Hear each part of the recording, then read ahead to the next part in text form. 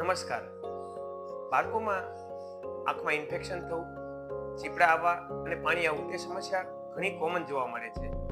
ખાસ કરીને વર્ષના ફેબ્રુઆરી, માર્ચ, એપ્રિલ મહિના અને જુલાઈ અને ઓગસ્ટ મહિનાઓમાં જ્યારે આંખ આવવાની સમસ્યા ખૂબ કોમન જોવા મળે છે. વળી નવજાત શિશુઓમાં પણ આ સમસ્યા ઘણી કોમન છે. આજે આપણે એક્ઝેક્ટ સમજીશું કે આંખ જ્યારે આવી જાય, ઇન્ફેક્શન થાય ત્યારે તેને વૈજ્ઞાનિક પદ્ધતિથી કેવી રીતે સાફ કરવી અને ટીપા કેવી રીતે નાખવા.